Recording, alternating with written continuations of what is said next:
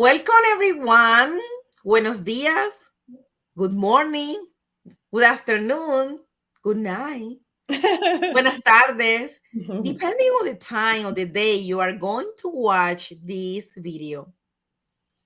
Welcome to our second interview or a new series that we just started, I think 2 weeks ago, 3 weeks ago, and it's bilingual conversation.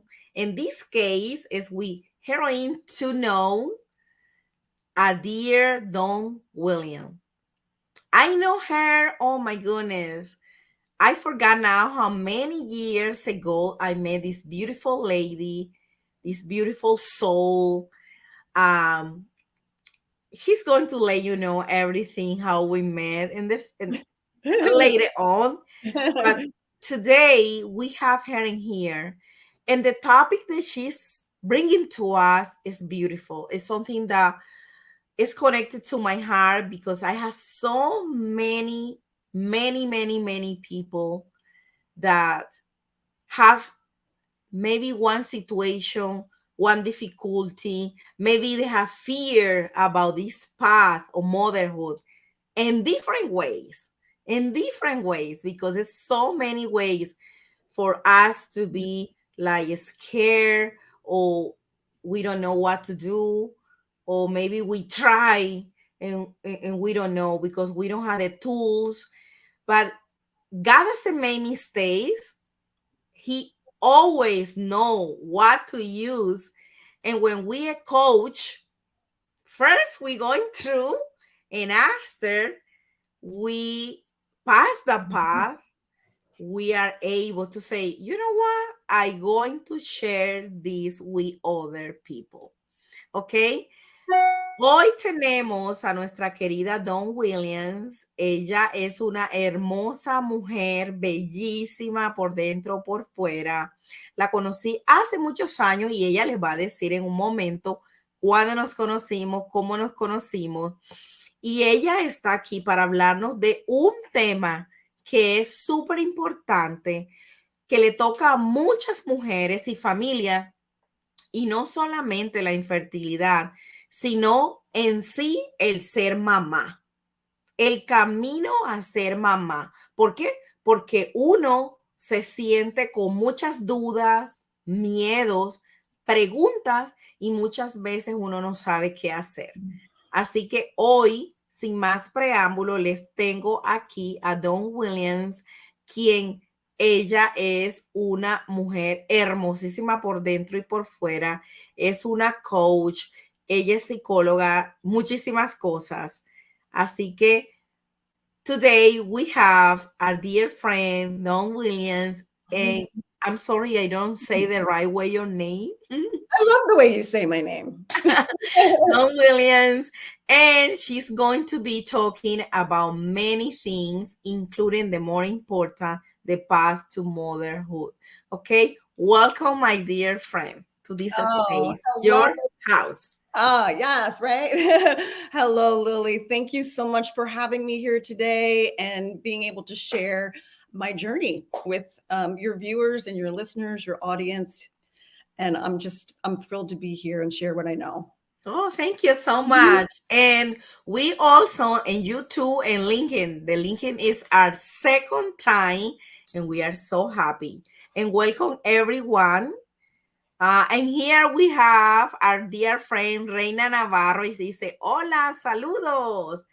And we are going to have July 22nd, we're going to have a big event in Cantina La Martina. For those who want to celebrate Colombian Independence Day with us, Mercado de Latina and Cantina La Martina have a beautiful event for Colombians, for us. And it's going to be Diego Calderón, is a vallenato, his music. We love his music.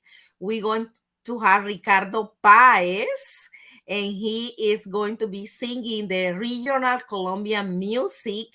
And Colombia, my heart is yours. It's going to be dancing. It's a group of women who are going to be dancing. the Colombian ancestral music. And it's going to be Colombian food and a Mexican food, vendors.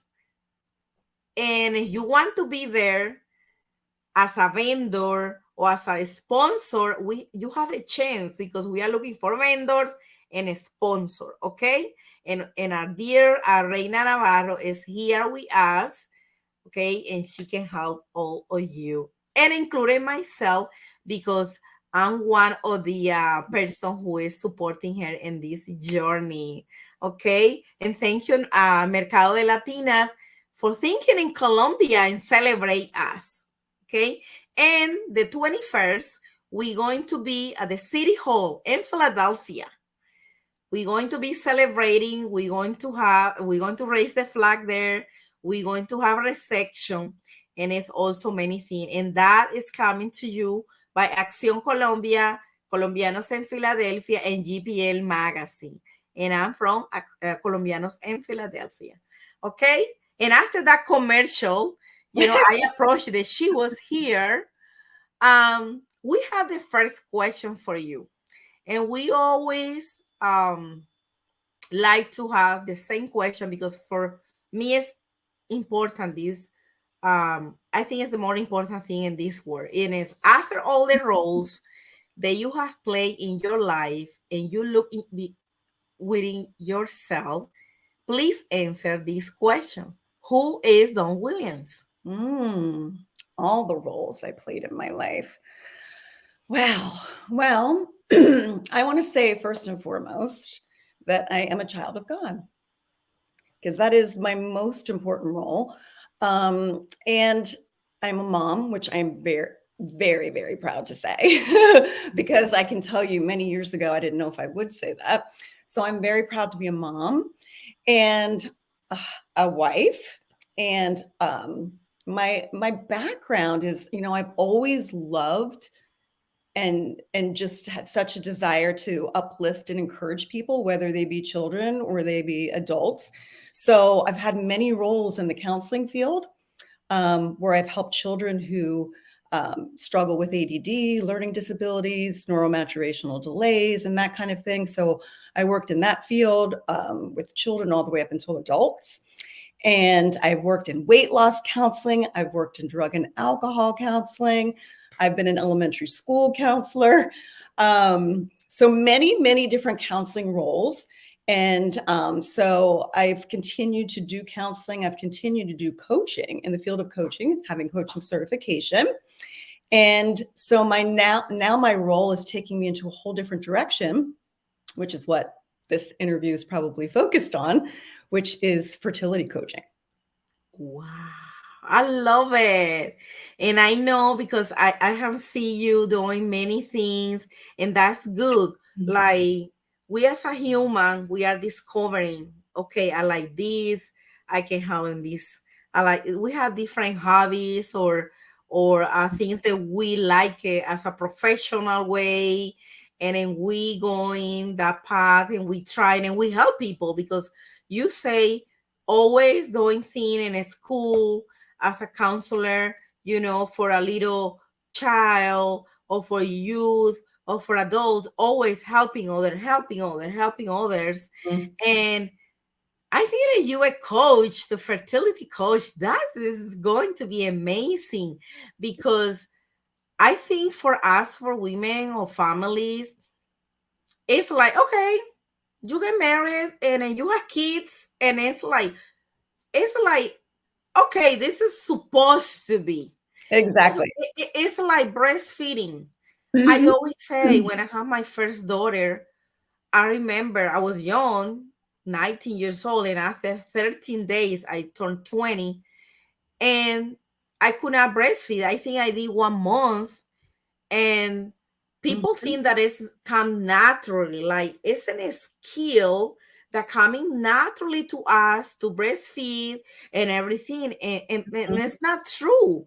And the same, being a mom, being having a family and have children, for some women, they just like me, I pop my children like was not easy because I have my path to like Mhm. uh miscarried and many things.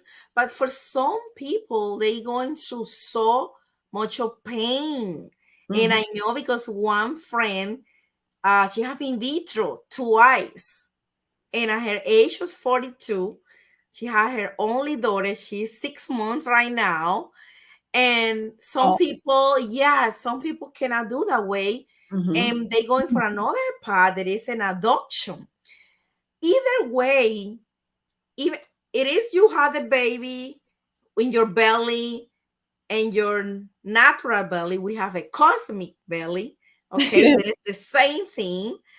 Um, you do a DNA adoption or you have in vitro. We are moms. We are giving ourselves. We are giving our love. We're going through so many things. And then people think that being a mom is like, I heard so many women complain this day about motherhood. And it's okay because they teach us to be silent and not complain in the bad way, but complain, say, it's okay, I don't feel, I cannot sleep. I have been an educator for pregnant moms for more than the maybe 20 years. Mhm. I did in Westside Healthcare in Delaware, and I did here in Catholic Social Service. And it's when I understood so many things, not only from my own journey, but everything that a woman gone through to raise, to have and raise a child. To Yeah. be say all that, I would like for you to let me know how was your path, how or when you say I want to be a mom. Maybe it was when you were young, or Yep. maybe when you, because some women since they young they say I want to get married, I want to have children. Some women say I don't want it. Yes. So how Yes. was that for you? Yes. How that looks like for you? Yes. So I was one of those people that knew from very, very young that she wanted to be a mom. So I am one of three children in my family. We're all girls. I'm the middle of the three. And when I was 6.5 years old, my younger sister was born. And I was, a very responsible 6.5 year old. I know some moms out there might be saying 6.5 years, she's taking care of a baby. I mean, obviously, my mom was present and she was teaching me things, but I loved that role so much. And I was more than happy to be like changing the diapers and feeding the baby and taking her for walks. And honestly, my mom taught me all I know about babies. And it was a calling for me. It was in my heart from very, very young. And I babysat when I was 12 years old for many different families in the neighborhood.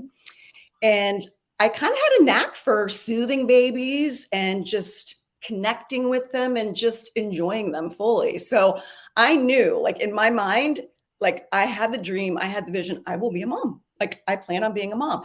And kind of in reference to what you were just saying, Lily, we don't expect that the dreams that we have for ourselves won't come true, especially when we're young, right? The wonder of a child.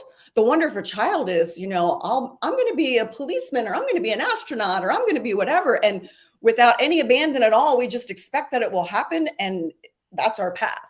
So I actually decided to, like in my teaching, like in my post high school years, I wanted to go to school to be a teacher because once again I wanted to work with children. So that was my path until I would become married and be able to be a mom, because I always knew when I become a mom I want to be a stay-at-home mom, because I want to be able to just love them up fully, and not spend time away from them as, minimally. So I did get married at age 24. And I had that marriage was from a high school sweetheart. And, I think some of us probably have our own stories as far as that goes too, with sometimes first marriages and when we get married young, and we're learning to grow, the two of us. We had our difficulties in the marriage. And There was infidelity on his part. And I would say 10 years into the marriage, I won't go into all the stories there, but 10 years into the marriage, he admitted that he did not want children. Oh. During the marriage, it would be put off many times. It would be like, well, I need to get this degree, or, I need to pursue this level of education first. Mm. So it was always like, well, it's kind of like the people pleaser type. So I would always be like, well, I want him to meet his goals and have his dreams, as long as I knew that, me being a mom was still in the picture. But the years started ticking by. So I got married at 24. When we decided to get our divorce, I was now 34. 34, no baby in the picture, and now no man in the picture.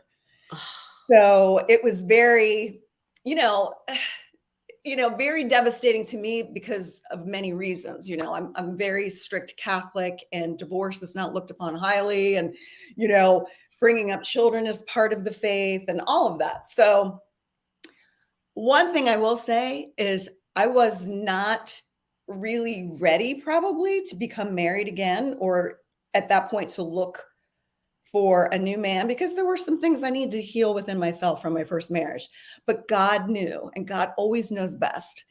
And he planted the perfect man in my path. And I met him at the gym while I was working out. And that's where you find people, right? God puts them in your path and your just normal everyday life activities. So anyway, I want to say, let's see, I was 37 then. So I was 34 when I was divorced, 37 when he and I got married. Now, a key piece to this is to let you know that he was 15 years older than I was at that time. Just kind of giving you the picture of reproductive ages. So, many of you out there know that once you hit 35, infertility goes on the rise. Our vitality and viability of our eggs are not at the same level they were when we were, between 20 and 35. So, and then he's also 15 years older than I am at that point. So obviously given our reproductive ages, I was like, well, we better just get started right away, having babies. And let me just put a little PS here. I was very positive before I married him that he definitely wanted children. I was like, this is not ever going to come my way again. So we started right away. But when you're my age at that point, it's recommended that you get tested after 6 months of trying and not conceiving, because you're already farther along with where you are biologically and being able to reproduce. So they don't want you to wait a full year, which is what is typically expected if you're below the age of 35. So we both got tested, and we were both considered infertile.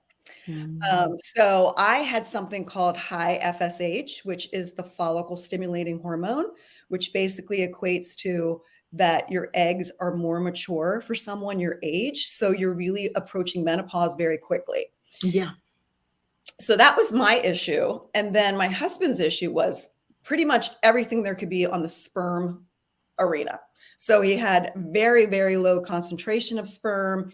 He had very low motility, which is the speed of sperm. And he had abnormally shaped sperm, which also affects fertility. So we basically, by our doctors at that point, were told that we had a 1% to 2% chance of ever conceiving naturally. Now, even prior to that piece of things, I was tested on many areas to make sure there wasn't anything physical going on, with what's impeding me from conceiving. And that's when they looked at the FSH, but they do a whole host of things that, people who are suffering with this are probably very well versed in. So that was part of it. So then the decision became, what are we going to do? Because naturally it's not happening for us. And a 1% to 2% chance, it doesn't look very likely. So we decided we would pursue reproductive science measures. We were advised, because of the level of infertility that we had, to not even do IUI, which is intrauterine insemination. we were advised to do IVF right away. We kind of felt like, well, we've not done any of these procedures before. How do we know they really won't work? We have a very strong faith, and perhaps, God would be leading us to the IUI, and maybe that would work for us. Well, we tried 3 of those, and none of them were successful. So, the doctors were probably like, well, we kind of figured, but they let you, take your course as you need to. And so then it became, now we're going to do IVF, which IVF requires the female to inject themselves with needles to increase your hormones so that you can increase your follicles, which increases the eggs that you hold in the follicles. So obviously when they do this, they're looking for at least like 10 follicles so that you have at least 10 eggs to work with. In my case, they weren't having success at all with the follicles being created. So I did have some, and they have a cutoff. They have a criteria that is 4 follicles must be there. I just made the cutoff with 4. And then, of course, they do a thing which they call spinning the sperm, where they look for the most perfect sperm so that they can use to fertilize the egg. So after, you have your follicles reach the maturity level that they need to for your eggs, you then have an egg retrieval to remove the eggs and hopefully fertilize the sperm with them. Now, out of the 4 follicles, I only had 3 eggs. So 1 was empty. The embryologist at that point, Lili, said, okay, we can't make promises, but, it's looking good. We have 3 very viable eggs. We have 3 really good sperm. We're hopeful that it's going to take place. At that time, I was working in the school district as an elementary school counselor. And I remember this call so vividly. She called me and she said, we're so sorry, but none of the eggs fertilized. So, here's the thing, as you were saying before, Lili, some people, their bodies seem to cooperate very well in this area. They can get pregnant very quickly. Some people will be like, I just think about getting pregnant and I get pregnant. And then there's the other group of people like us who every step of the way is a huge challenge with it. It's not happening naturally. And then even science is having struggles with getting things to happen. So that's kind of how I felt at that point was, how are we ever going to get this baby to happen when they put the egg and the sperm together, won't fertilize? Like, I was devastated at that point because I really just thought, does this mean I'm not going to be a mom? Like, I was really quite distraught over it, because you imagine so many things. Like, I was one of those people who, I'd stand by the mirror, Lili, and I'd put pillows underneath my shirt and imagine what it would be like to be pregnant. And I'd be around friends. All of my friends and family did not suffer with infertility, not to my level anyway, that I was aware of. And they were having their babies left and right around me. And I would be attending their baby showers, and I would be going to the hospital and holding their newborns and visiting them at their house, and still, having so much pain within me, hoping that I would get this opportunity in my life, and you just never know, you just never know.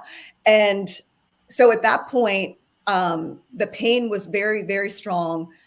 My husband, the next thing they said to us was, we recommend that you go and get an egg donor. So that is another decision that people have to make. For my husband and I, we kind of felt like we either wanted our child to be 100% genetically ours or not at all genetically ours. Like, there was just something within me that I don't think I would have been okay, even though our child would have had some of our biology and our genes.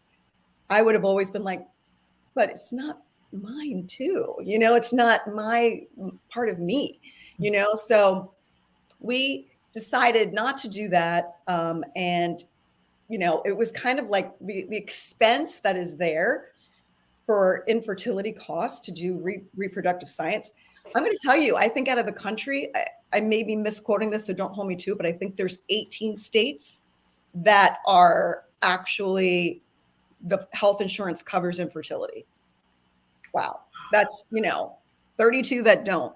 So not only are you battling, having to do these procedures, the emotional roller coaster of them, you now have the financial burden that no one else has to do, right? No one else has to like put themselves through this to like have a baby, right? So my husband had said, look, it seems like we're just taking all our money and putting it on a roulette wheel and hoping something happens. He said, let's just try on our own and see if we can just get this to happen naturally. Like I said, we had very strong faith. So, I mean, obviously, regardless of science, we were always trying naturally anyway. So that's where we were after this failed IVF.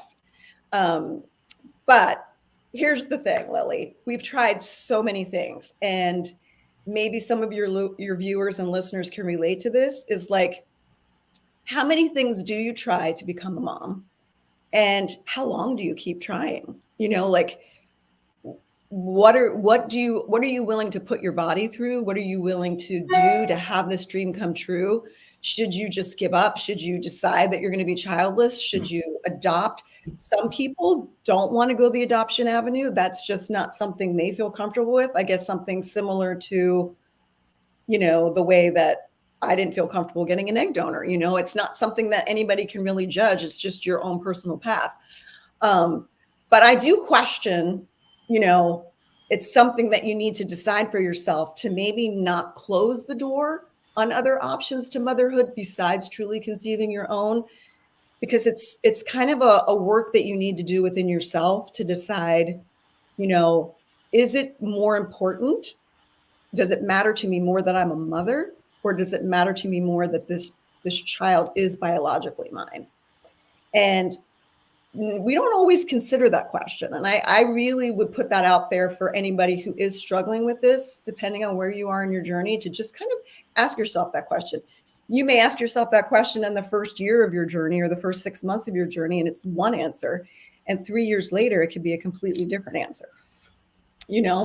So in our case, I had, just to kind of let you know how I ran the gamut of, I feel like I left no stone unturned. Now, I say that in the journey that I was experiencing that many years ago. It is now, I'm going to say 12, almost 13 years since I went through that journey of 6 years of infertility.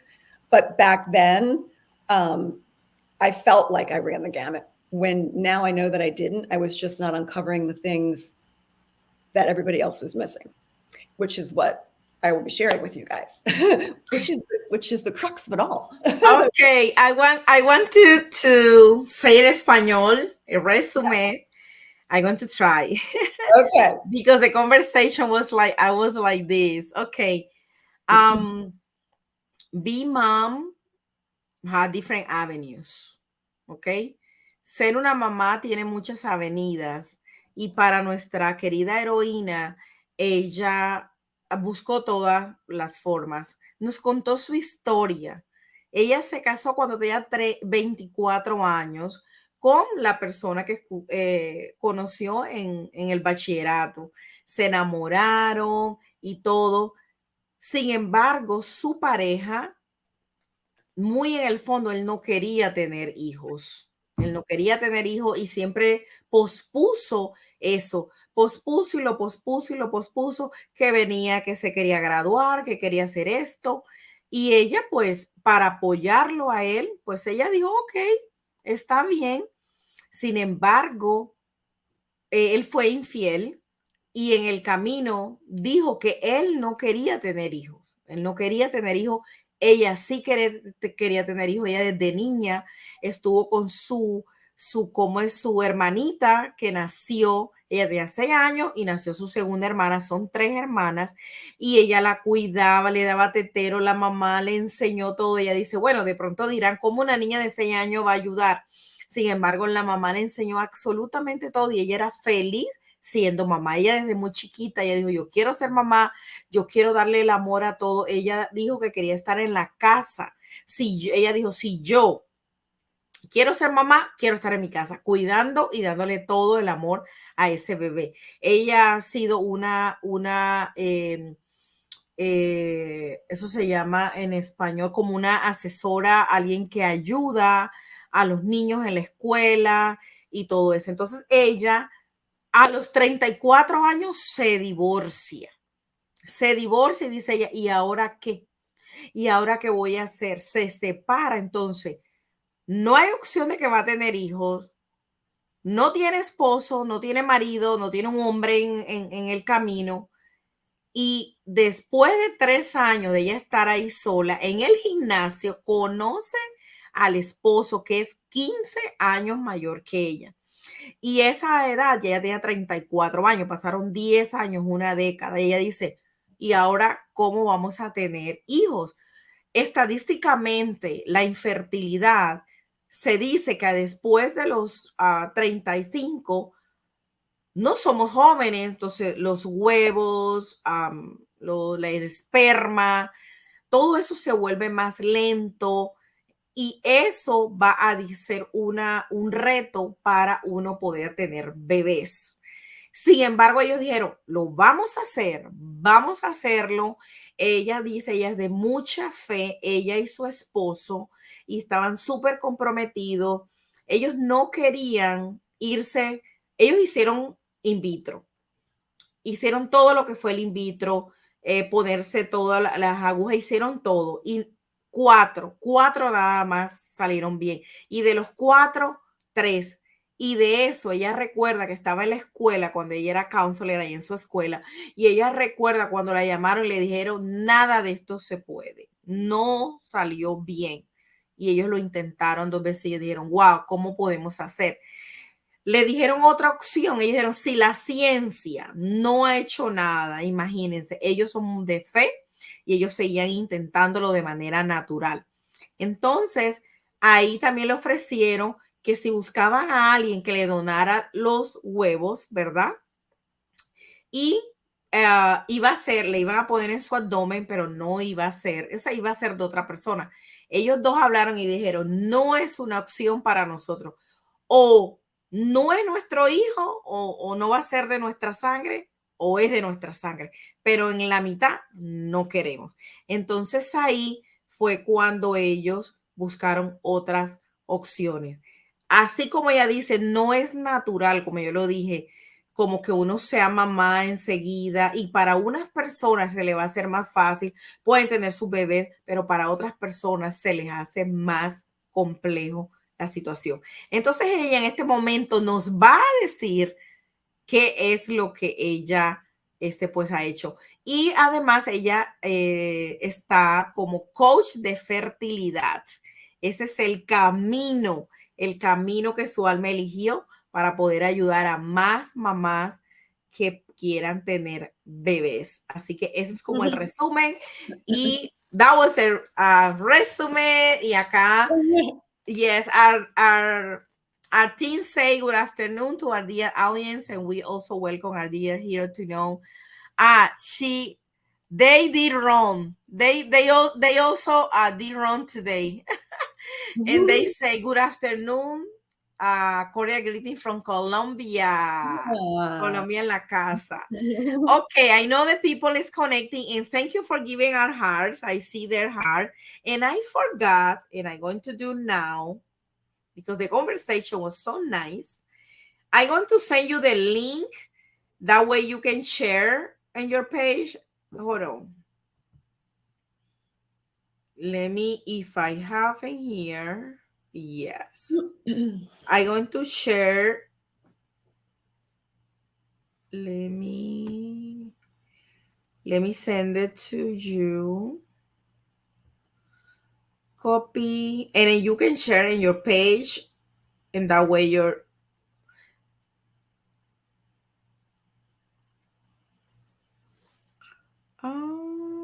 in here. And I just send it to you, and you can check on your phone and send it to. While she's looking that, I'm going to share this. When she was talking about the path, even I never went to that path, I understand because my friend went. I remember, in social media, people post things to empower others, to benefit other people. And this couple, they in Espanol we call in vitro, like they do in vitro when it's, they take the eggs and the sperm and they put in the lab, and after they put in the man's belly. And when you say about giving an injection around the button, I remember I saw this video on Instagram, this couple share, and when they share their journey by video, pictures, I start crying, Mm. thinking my friend, what she was going through. And I said, oh my God, I say, Nena, I call her Nena. I say, Nena, wow, I admire you for doing this, for going through all this. Everything they say, you need this surgery. She went through a lot of stuff in her body. I say, oh my goodness, I'm like, it's tough. It's why we grateful for moms who can conceive, like, we don't have any hard situation, and then we need to be empathic and compassion with the other people journey, and not be uh, judging, what they do or the decision, or tell what to do. This is what you need to do. This is because it's Exactly. not no. I always say the only person who know what is going on is the person is having the situation. We I are we outside, we see from like, okay, and we suppose that we advise that nobody's asking for. So my recommendation and my invitation, more than recommendation, is invitation to be empathic, to be kind, to be compassion with every Mhm. person who is having um difficulties, challenges, to be a mom. And another question that we don't do, and I was getting really upset with people. I remember that was the time when I was really temperamental. People came to me.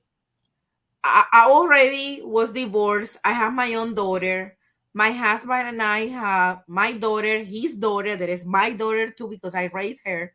And then people was asking all the time, when you going to get pregnant? When you going to get pregnant? When you going to Mhm. get pregnant? And people don't understand that that question hurts for some people. For me, was like, why you want to me to be pregnant? If I Mhm. don't get pregnant, it's okay, because I already have a daughter. My husband have a daughter, and if God doesn't give you a child, it's fine. Mhm.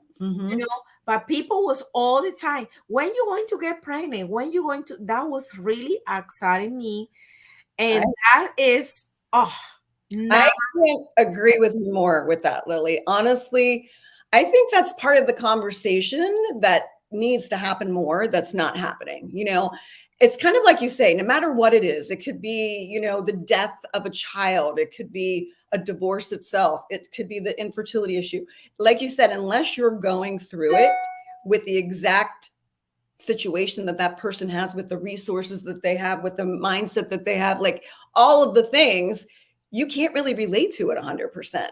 So it's really kind of silly to think that we can be giving the best advice, or putting our 2 cents in and making opinions on things, when really all the person needs is just to be heard, to be seen, to have some compassion. Basically, that's there's you don't have to have the magic words to say to somebody when they're going through a challenging time. I think part of it is too, when you are someone who have conceived very easily, you don't you can't even you can't wrap your brain around what it would be like, because it's almost like it's minimized. Like it's almost like, well, you just need to relax. You just need to relax and it'll happen.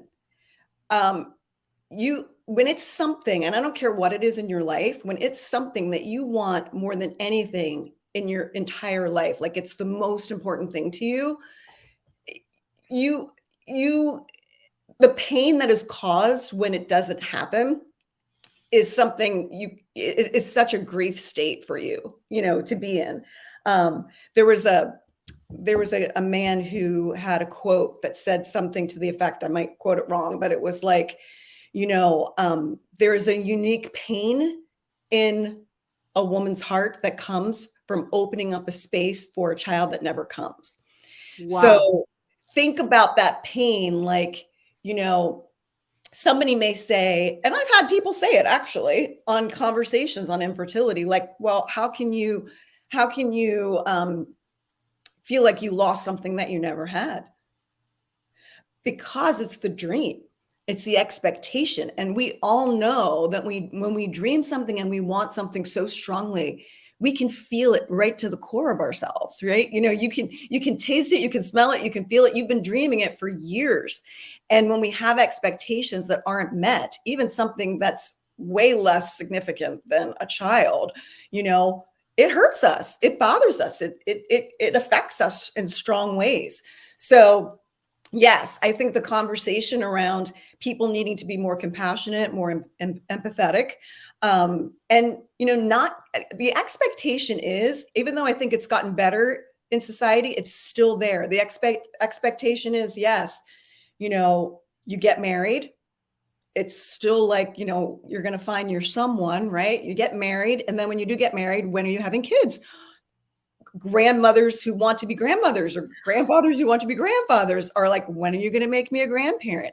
The pressure that is put on these young people that, they're also given the pressure of, you need to have a career too, right? So the pressure is, we paid for this college that costs an astronomical amount. So now you need to do something with it, but you also need to get married, and then you also need to have children. So, you go to social events, and those are the questions that are asked, like, how many children do you have?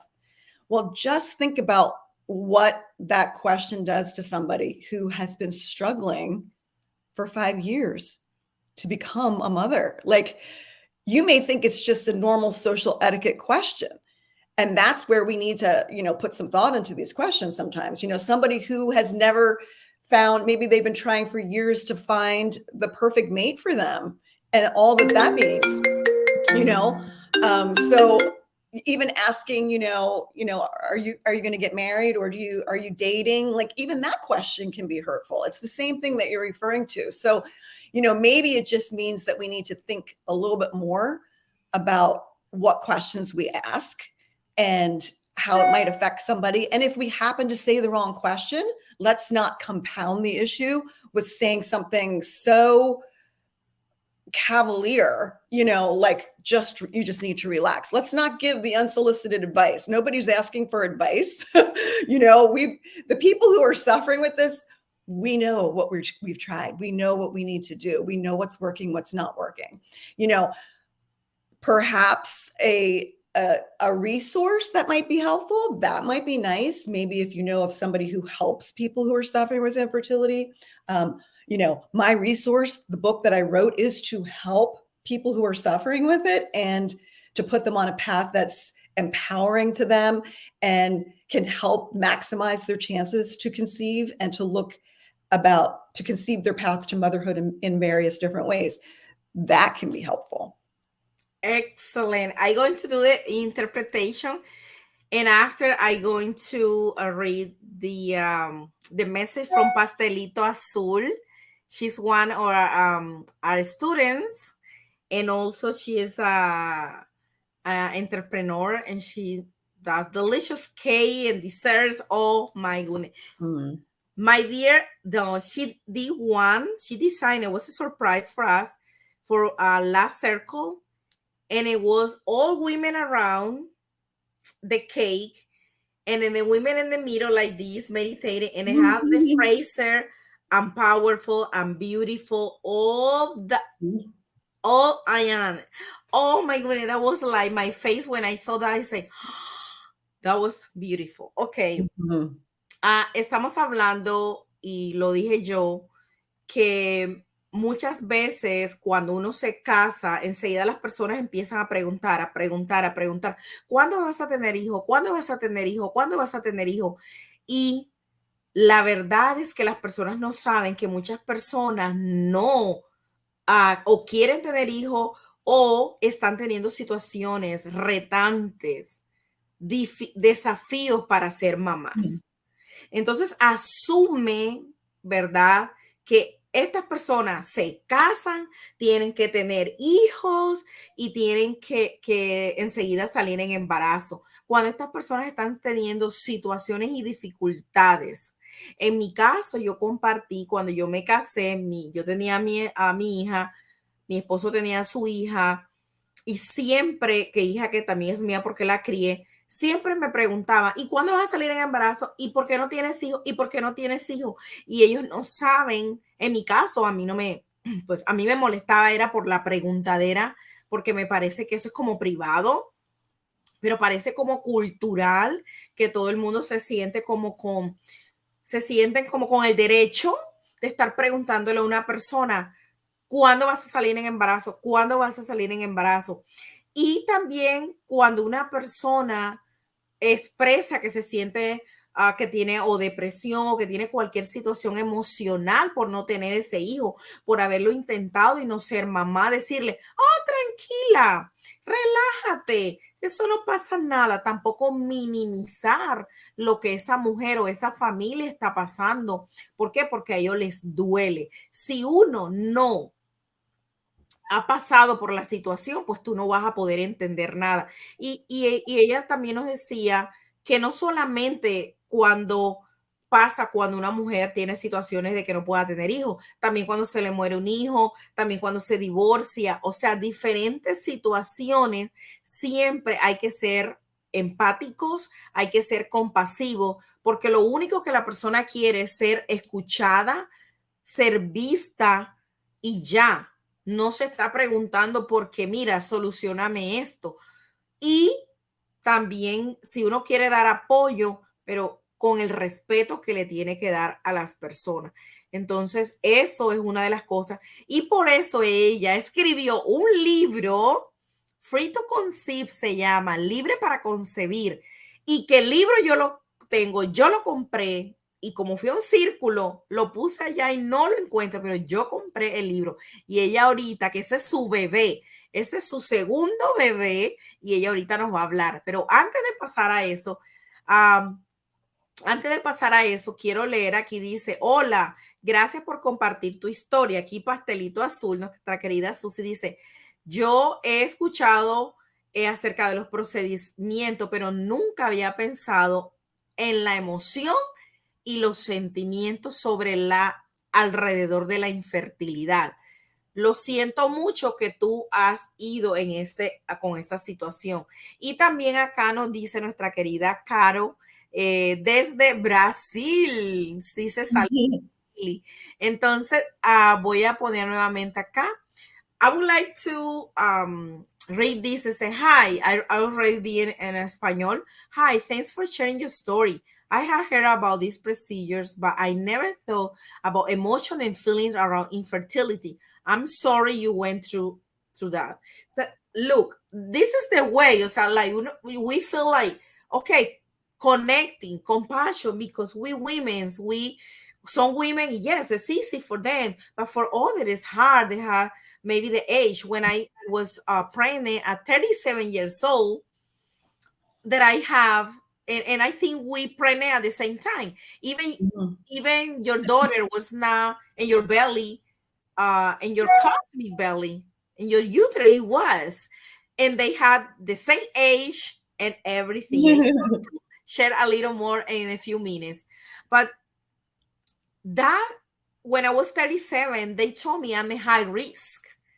And a high risk because I was pregnant before and I lost one was in the tube and it was ectopic pregnancy, and in the other came. So I lost my twins. I Mm. lost twins and that was hurtful. 10 years later, more than 10 years, more than because Dominic had 12, that was 2008. Last year was when I did the healing. Final healing was last year. I did the ritual. I did because I did many things before. I didn't know that was hurting on my heart. So look for people thinking like this is easy, or this. No, it's not. You put your 2 cents or say stuff that the person doesn't feel like appreciated or support. So for me at that age, 37, they say, oh, it's a risk. Maybe you're going to lose this baby. And thank God that I went to Colombia What happened? for a wedding. I have a little bleeding, and I was scared because I already lost the other one. And I found this doctor. He's a gynecologist. He's famous. The name of his clinic is woman, mujer. It's welcome. It's welcome too. And he prescribed some things for me that I did, and because that and God, damn is here. And then when I went to the doctor in here to tell, can you prescribe me something similar? He say, that thing that you are using don't going to prevent you for losing that baby.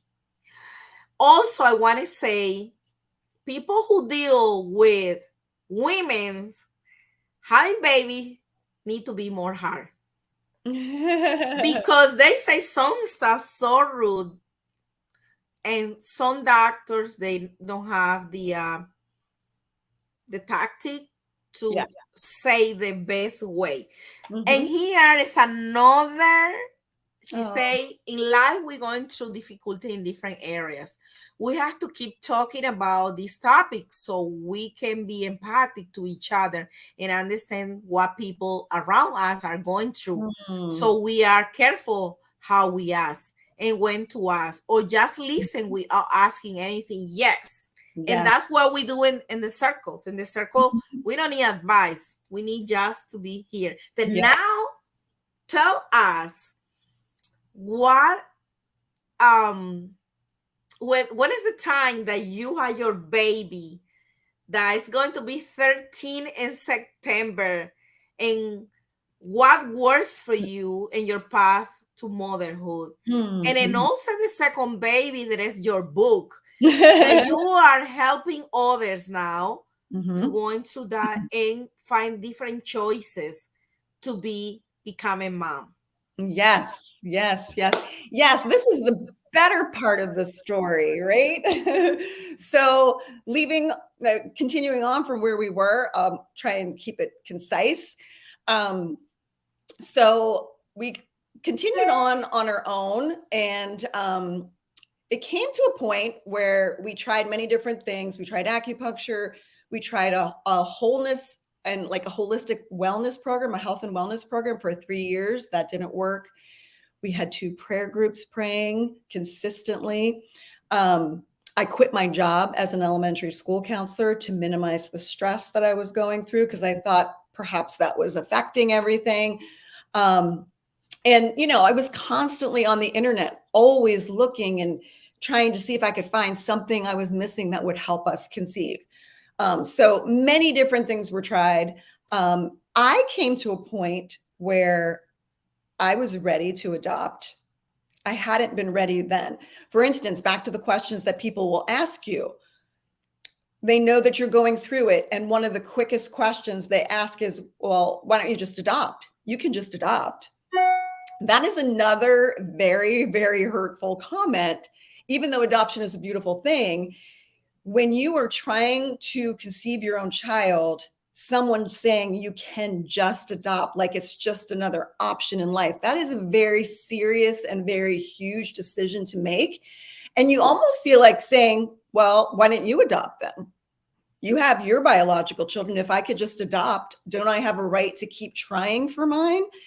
Just because yours came easily, did you just go adopt because there's so many children? No. So you know, that's one of those things that's hurtful. But anyway, I early on I was not ready. You kind of have to, in I think in your mind when you are suffering with infertility, you believe, and I don't want to speak for everybody, but I think that there's a common belief that when you choose to adopt, it's as though you've given up trying to conceive on your own. It's almost like, if I say that I'm going to adopt, then that means I know there's no hope for me. And Mhm. you don't really want to go there. It's like, ugh, you know? Mhm. But anyway, I got to the point based on the question that you and I spoke about before, which was, do I feel like I have to have a child that's biologically mine, or is it more important for me to be a mother? And I came to that conclusion and that decision that I really, really just thought I want to be a mom, and I will adopt because that's so important to me. I have so much love to give, and that's the path that I want to take. My husband was not ready to do that. So another crossroads, like even though I came to the decision to be able to do that, he wasn't there. So that makes things challenging because now once again, you feel like something else is out of your control. I couldn't get pregnant. Now I can't adopt because my husband's not there. He basically said, I still think we should try on our own for a period of time.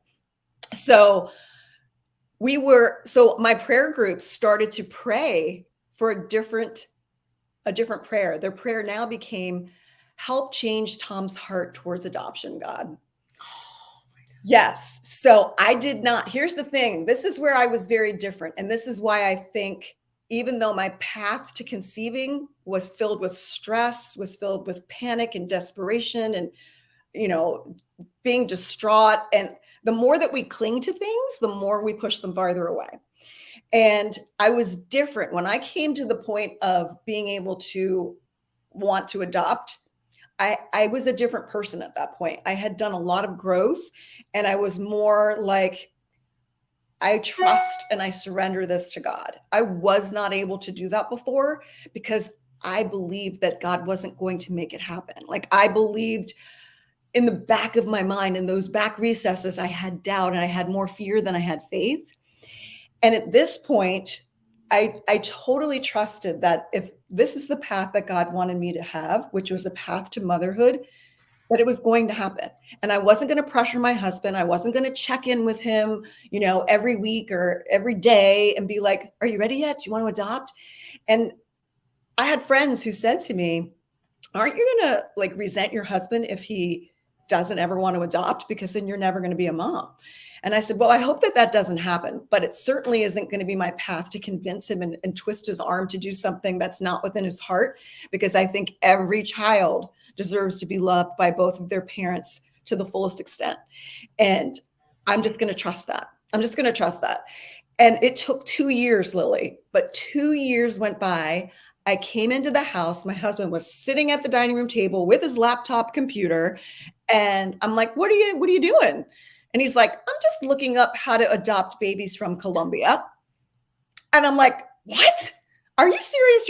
You're not like joking. You're like serious about this. And he was like, yes, I'm totally serious. I'm like, well, what shifted? Like what changed your mind? And he said, part of my infertility experience, my younger sister got pregnant. And that was a challenge for me as well, because her being my younger sister and her being able to conceive and me not being able to conceive was another thing that I kind of had to work through. But that very baby brought so many miracles into my life, because I was a support to her when she needed help, with working in her business. And I was able to watch him because I quit my job. And my husband witnessed me being a mother figure to him. Oh. And he said that was exactly what he used. The very thing that I was kind of like upset, almost that my sister got pregnant before I was able to get pregnant. And he said, I watch you with Dante. Dante is my Your nephew. baby. Yes. And he said, I watch you with him. And he said, I just see all the love that you have. You must be a mother. And I said, but is it what you want? He said, absolutely. This is what I want. Let's proceed with adoption. So that's what we did. I And have tears in here. You don't see it. yes, I have tears in here. Oh yes, my goodness. yes. Beautiful. And that's its own path. It's no easy path. And let me tell you, if you decide to go the path of adoption, there are many options for adoption. Like, we even considered doing an embryo adoption. So the people who do IVF and they have embryos that they have frozen and they don't know what to do with them, they can sell those. It kind of sounds like, not very kosher, but it is its own thing, where if you want to be able to have the experience of giving birth, it's a beautiful thing. And we did look into that I could adopt basically an embryo and become pregnant. But given my age at that time, it was 43. And given my age at that time, the percentage of success was like 20% for this baby to take, because it wouldn't have been my embryo. So my husband was like, let's go towards regular adoption, conventional adoption ways, and adopt that way. But I'll tell you what, we still hit struggles, Lily. And this is where your faith comes in. This is where I had to be different this time. I had to have a different mindset. I had to have a different story that I told myself. Because of our age, I would call up agencies and they would say, oh, you're never going to get matched. They're like, you're too old.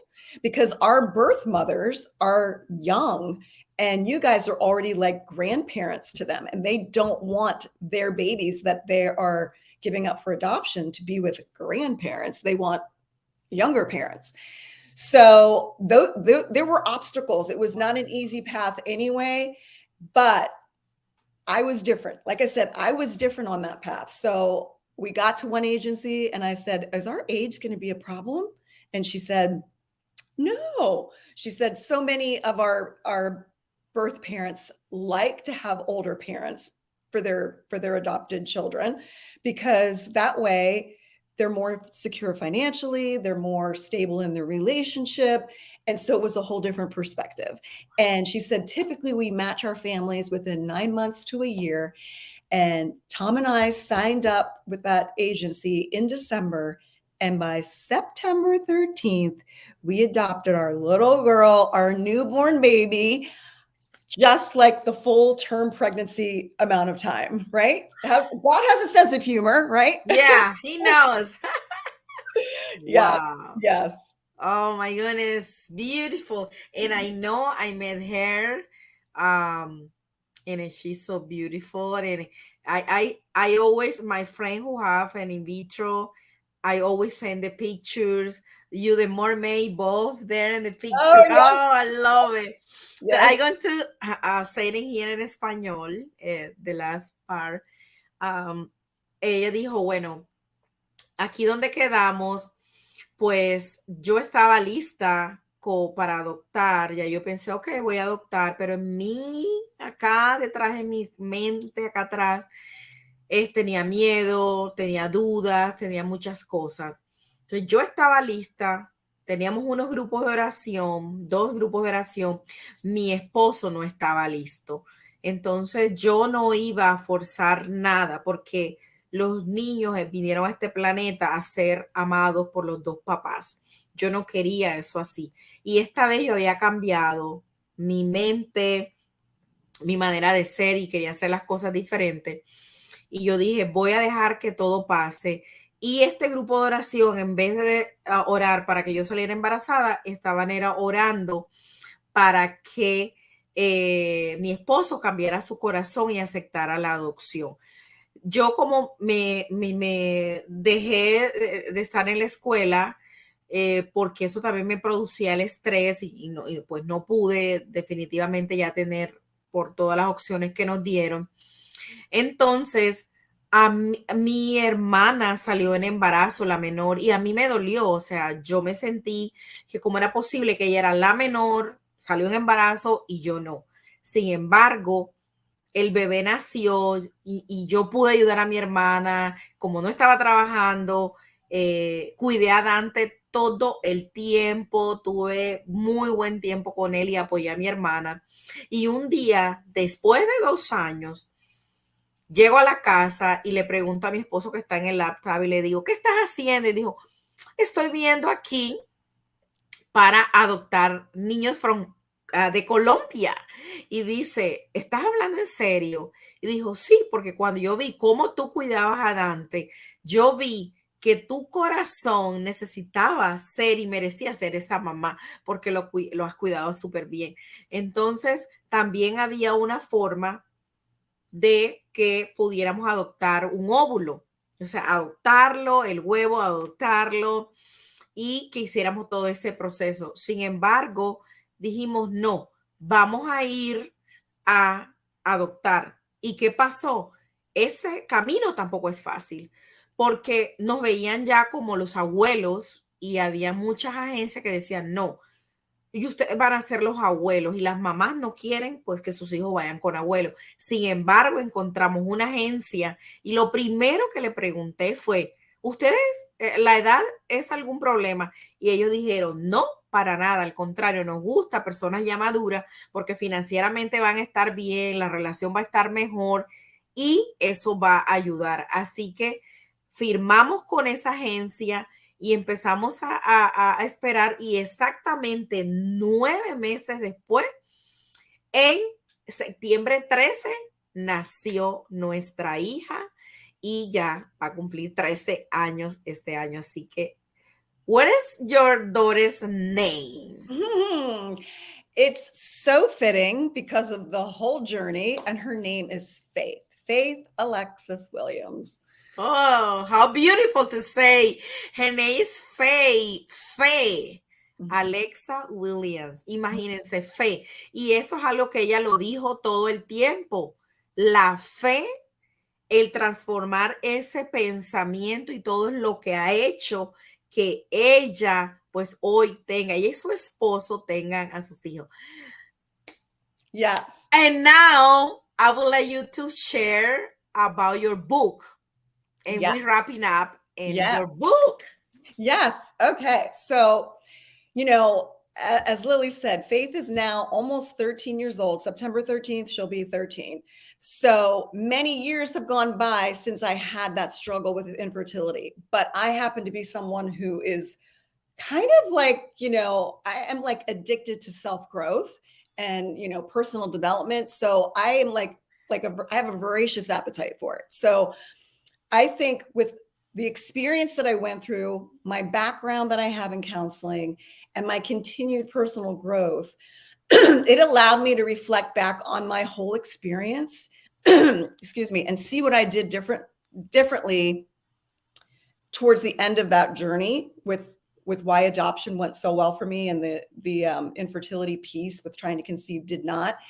And it is just my passion and my mission to make the experience that people are going through now, if they're struggling with infertility, whether they just can't hold the baby and have have had multiple miscarriages, or have never seen that positive pregnancy test like myself, I would like to have that experience go better for you than it went for me. I want you to have less pain. I want you to have more inner peace. I want you to have your chances maximized than anything else. Than anything else. Here she is. Yes. This is her. Hi, This is Faith. Faye. She's ready for me to take her to the barn. So we will wrap up quickly. Yeah, yeah. It's okay. It's okay. We're fine. We're fine. Ah. So we're fine. So anyway, I want that experience to be completely different for them. So what I did was use all of this knowledge and personal growth that I did, and I created an approach that helps you to create the conditions and align yourself, mind, body, and spirit, so that you are in the position to conceive.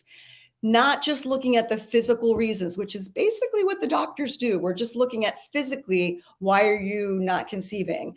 When I know for my own self, there were multiple reasons that had to do with my emotions and my mindset and my lack of ability to surrender and how I viewed my self-worth. So many things that are wrapped up in that affect whether you're going to conceive or not. So my book basically... Show the book. Yes, my book is called Free to Conceive. Okay. So that freedom basically means that you're going to be identifying what's getting in the way to you conceiving your baby. And I'm guiding you the whole way with that. And not only after you identify them, I'm going to give you the skills and the tools to be able to have the breakthroughs that you need to have you get on the path to motherhood that is right for you. So, don't miss out on it. I have a website where you can get it. You can get it on Amazon. And I also offer coaching to people who want to have a deeper level of support than the book offers. So I'm here for you. Excelente, voy a hacer, a decirlo aquí. Ah, vieron a Faye que ya entró y tiene que irse a su práctica. Así que nuestra querida Dawn, ella lo que hizo es poner todo lo que ella ha aprendido, todo su background, o sea, lo que ella ha estudiado, su experiencia. Ella quiere ayudar a las personas a que de verdad le vaya mucho mejor. Por eso escribió ese libro. También ella tiene las herramientas y lo que ella se dio cuenta es que los doctores se enfocan nada más en el cuerpo, la ciencia. Y hay que mente, cuerpo y espíritu. Y ella misma se dio cuenta qué era lo que no permitió que ella tuviera a su bebé de su vientre diferente, porque hay muchas cosas que hay que sanar y que hay que trabajar. Así que el libro está en Amazon. Nosotros le vamos a dejar el link aquí para que usted lo compre, lo regale. The link is going to be here on the comments and below, and you can buy it for yourself or give it away. And also she's going to have a signing for other person, not for right now. She's going to have one private, but she's going to have a big scale for, and I'm going to tell when it's going to happen. Maybe you can go if you live close for where she lives. Thank you so much, my dear. Go for Thank you your so beautiful much. daughter. I'm so happy. This interview, I love it. And I'm so happy that everything came like, oh, after like, I was like, oh my goodness, I love it. Thank you so much. Thank you so much for having me, and thank you for just bringing awareness to this topic, which is so very necessary. I love it. I love it. And we are doing what our God wants. That's Thank you right. so much, my Thank you. dear. I love you. Love Bye. you. Bye. Bye.